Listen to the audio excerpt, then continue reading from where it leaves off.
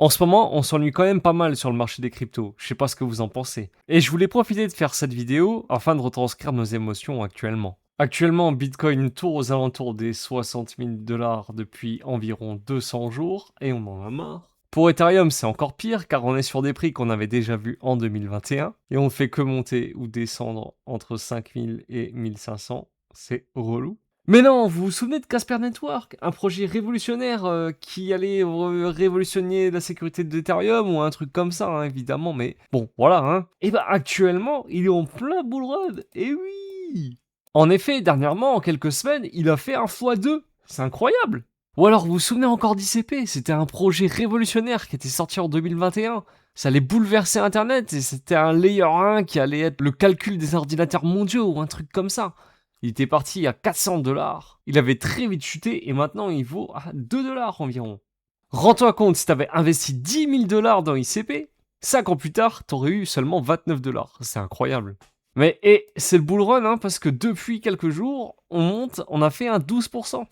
Ou alors vous vous souvenez encore de Veracity, c'était un projet révolutionnaire en 2021. Ça allait bouleverser la tokenomics de toutes les vidéos qui étaient publiées en ligne. YouTube allait être en PLS. Bon bah, disons que actuellement c'est encéphalogramme plat et puis on est actuellement à du moins 96%, moins 98%. Mais ne soyons pas mauvaise langue, en quelques jours on a eu un plus 90% quand même. En 2021, vous en aviez marre de payer des frais de transaction à plus de 200 dollars. Mais n'ayez crainte, EGLD était là pour résoudre ça. Bon, c'était à la mode à l'époque, on disait qu'il allait monter jusqu'à 20 000 dollars. Et puis finalement, il a chuté, et puis là actuellement on est à moins 99%, et il ne vaut que 2 dollars. Mais n'ayez crainte, son fondateur a encore publié un tweet de hype. Dans 27 jours, il va se passer quelque chose. Ou encore Rip Cosmos, qui pour l'instant se repose, mais qui sait, peut-être que le prochain bullrun sera significatif pour le pro de la décentralisation. Et vous vous souvenez de Decentraland, un projet qui allait révolutionner le métaverse? Bah disons qu'actuellement c'est un peu mort, mais il y a quand même un petit peu d'activité visiblement. Il y a des événements organisés tous les lundis, les mardis et les mercredis. Allez-y, rejoignez-nous. Voyons voir Render, un projet qui allait révolutionner la puissance de calcul partagée. Sur le papier, c'est incroyable, mais c'est un peu dommage qu'avec l'IA, il n'en ait pas profité. Évidemment, sur Internet, on s'amuse à comparer les performances d'Ethereum. Un simple paquet de nouilles a fait x5 en l'espace de 5 ans, tandis qu'Ethereum, son prix était divisé par 2.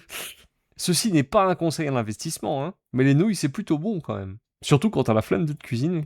Bon, et pour Tao, c'est plutôt dommage, surtout quand on regarde la narrative, actuellement, c'est surtout l'IA en TradFi. Ou encore Fetch, qui était lui aussi spécialisé dans l'intelligence artificielle, qui n'en a également pas profité. C'est vraiment dommage. Triste nouvelle également, XRP passe sous les 1 dollar, alors que son précédent ATH était à 3,65 dollars. C'est vraiment trop triste. Bon, et on en parle également du Total 3 qui ne bouge pas depuis 2021. Pourtant, l'alt-season s'en vient.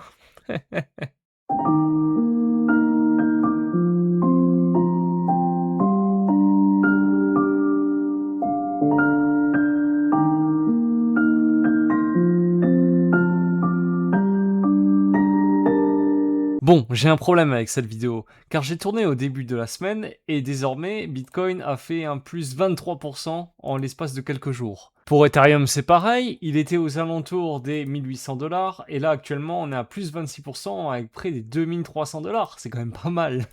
Et même le petit XRP qui était aux alentours des 1 dollar se retrouve à 1,40$ avec près de 40%. Et ne parlons même pas d'Hyperliquid qui lui est à plus 32% et qui est en ATH. Et oui, vous l'avez bien compris, le président des États-Unis souhaiterait faire venir Hyperliquid dans son propre pays, là où les utilisateurs ne peuvent même pas l'utiliser. Ça, c'est un sourire de quelqu'un qui est content.